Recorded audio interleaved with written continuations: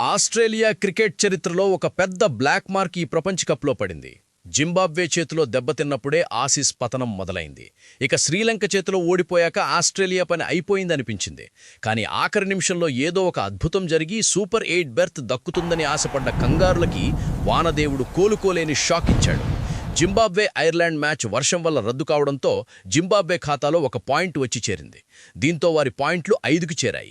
Australia తన చివరి match గెలిచినా వచ్చేది కేవలం 4 పాయింట్లు మాత్రమే. అంటే లీగ్ దశ ముగియకముందే ఆస్ట్రేలియా ప్యాకప్ చెప్పి ఎయిర్పోర్ట్ దారి పట్టాల్సిందే. ఒకప్పుడు తిరుగులేని ఛాంపియన్గా వెలిగిన జట్టు ఈరోజు జింబాబ్వే మ్యాచ్ రిజల్ట్ కోసం ఎదురుచూస్తూ చివరికి వాన చినుకుల సాక్షిగా టోర్నీ నుండి నిష్క్రమించడం అంటే అది ఒక పక్కాగా స్కెచ్ వేసిన ట్రాజిడీ సినిమా క్లైమాక్స్లా ఉంది. గతంలో 2022 టీ20 వరల్డ్ కప్లో కూడా ఆస్ట్రేలియా ఇలాగే సెమీస్ చేరకుండానే నిష్క్రమించింది. కానీ అప్పుడు రన్ రేట్ వల్ల వెనుదిరిగితే ఇప్పుడు జింబాబ్వే శ్రీలంకల చేతిలో ఓడిపోయి ఇంటిదారి పట్టింది. అలా ఆస్ట్రేలియా క్రికెట్ గర్వం ఈ ప్రపంచ కప్లో మట్టిలో కలిసిపోయింది. అహ్మదాబాద్లో ఉండాల్సిన ఆసీస్ టీం ఇప్పుడు అస్సోముకు కూడా వెళ్లలేక నేరుగా సిడ్నీకి టికెట్లు బుక్ చేసుకోవాల్సిన పరిస్థితి. జింబాబ్వే ఇప్పుడు దర్జాగా సూపర్ 8లోకి దూసుకెళ్తుంటే ఆస్ట్రేలియా మాత్రం తన బ్యాడ్ లక్ని చూసుకుని కన్నీళ్లు పెట్టుకుంటోంది. ఇక లీగ్ దశ ముగిశాక సూపర్ 8లో అసలైన మాస్ జాతర మొదలు కాబోతోంది.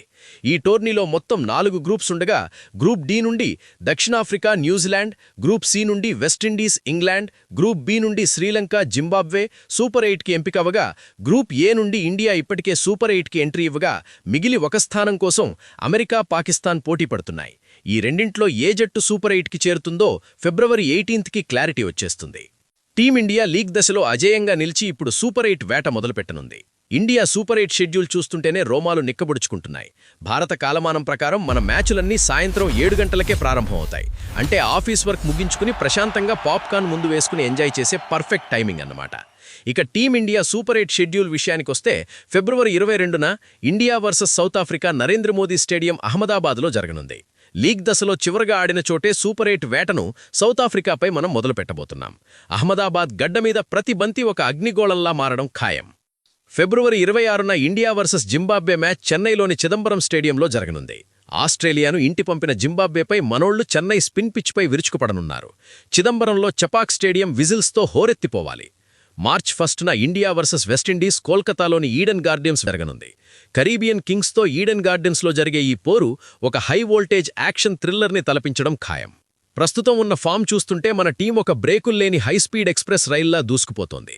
సౌత్ ఆఫ్రికా పేస్ అయినా, జింబాబ్వే స్పిన్ అయినా, వెస్టిండీస్ బౌలర్ల దూకుడైనా మన బ్యాటర్ల డైమండ్ కటింగ్ షాట్ల ముందు బేజారవ్వాల్సిందే. ఇండియా తన ఫస్ట్ మ్యాచ్ని అహ్మదాబాద్లో ఆడడం మనకొక పెద్ద అడ్వాంటేజ్. అక్కడ పిచ్ మనకు అలవాటే. మొత్తానికి మన సూపర్ 8 ప్రయాణం ఒక సెలబ్రేషన్లా ఉండబోతోంది. ఇక ఆస్ట్రేలియా గురించంటారా? వాళ్ళు ఇంటికెళ్లి టీవీలో మన మ్యాచ్లు చూస్తూ రిలాక్స్ అవడమే వాళ్లకు మిగిలిన పని. ప్రస్తుతం ఉన్న పరిస్థితుల్లో మనం కాస్త జాగ్రత్తగా ఆడితే మనల్ని సెమీఫైనల్స్కు వెళ్లకుండా ఎవ్వరూ ఆపలేరు. మరి సూర్యసేన సూపర్ 8లో ఎలాంటి మ్యాజిక్ చేస్తుందో వేచి చూడాలి.